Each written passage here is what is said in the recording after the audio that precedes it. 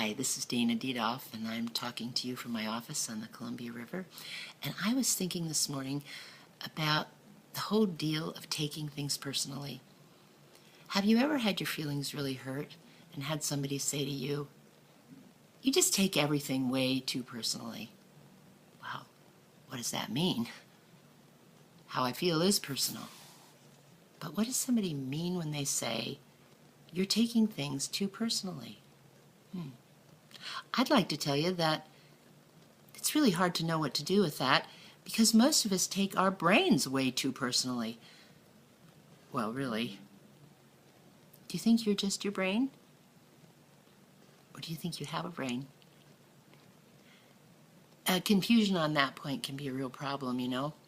Because if, for instance, you think you are your brain, maybe you've never thought of it that way, but you just assume that whatever you think is part of you, and no, not part of you, is you. Like if you think people don't like you, you might think that you're somebody that they don't like. You might not know that whether people are like you or not is just a thought, and because you have a lot of feelings from that thought, it's very, very difficult to separate who you are from the brain. And what in the world does that woman in Astoria, Oregon mean when she talks about not taking your own brain personally? Well, I know it's kind of a cheesy metaphor, but there's the iPhone, or in this case, the video camera, and there's me. And I'm coming to you via the camera, via YouTube, via Facebook. But that's not me, but I can't get to you without them. And I can't get to anybody else. I can't even pet my dog or take a walk without my body and brain. But that's not just me. I had a friend once who was in a coma, and he was in a coma for 3 weeks, and everybody in the room was talking about what they were going to do with him, which was really upsetting to him because he didn't like what they were planning to do with him, and he could hear everything. He said that one of the things that happened to him through that experience was when he was done, and he did wake up, he realized that he was not just his brain, but in order to have control of his life, in order to not be put in hospice or nursing home, he had to find a way to get back inside a disabled brain. Actually, it was a really strange story because he started talking to his brain and to his body. He started saying, "Come on, come on." He realized, though, one important thing. He realized that he needed his brain and he needed his body in as good a shape as possible, but that wasn't the whole story.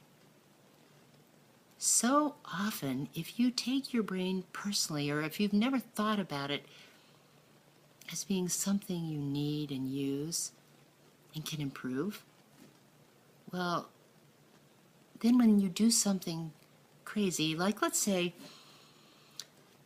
somebody humiliates you or hurts your feelings, and then you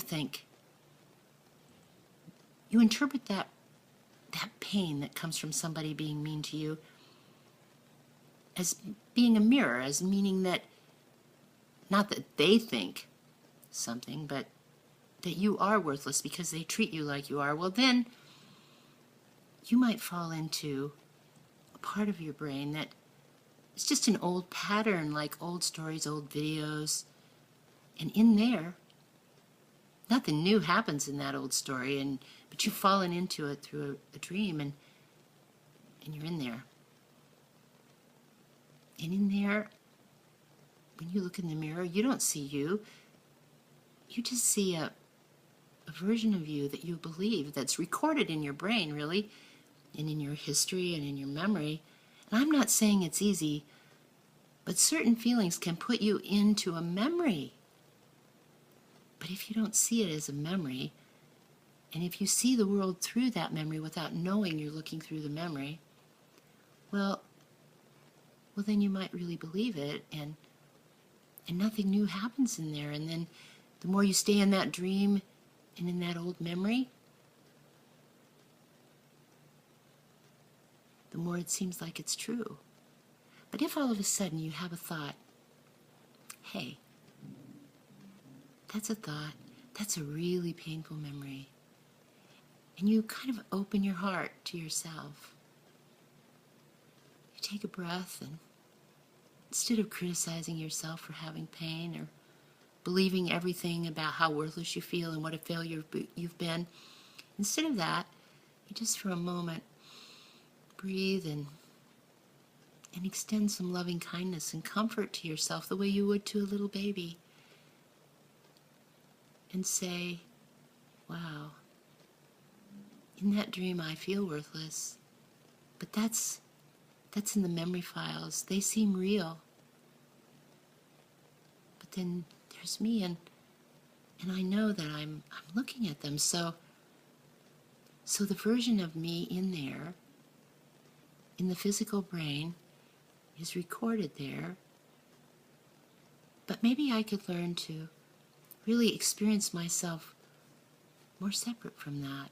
If I understood that my brain is useful and good, and I don't have to act out every time that I feel horrible, and I don't have to believe everything bad, but I do have to know that I'm here, and that my brain is in me, and that sometimes I'm going to be at the mercy of it. And I'm going to look in the mirror and think failure really defines me. Or even success. What is that? It's curious, isn't it? I wonder what would happen if you stopped taking your brain so personally and criticizing yourself for the recordings that are in it. Those are just old stories, you know? So what if there were stories of failure or even harm? I'm not saying they don't have horrible pain and that terrible things didn't happen to you, of course. But if you're dealing with them by criticizing yourself, then you're in the movie. You believe that what happened there is you now. The brain changes from experience, but not just bad experience. The brain can be changed from good experience. If you start to notice you and look around inside and feel compassionately when you have pain, extend that to yourself. Soothe yourself just a tiny bit. If you can't do that, just step between criticism and yourself. Start to notice that you have a brain. You don't have to take your brain so personally.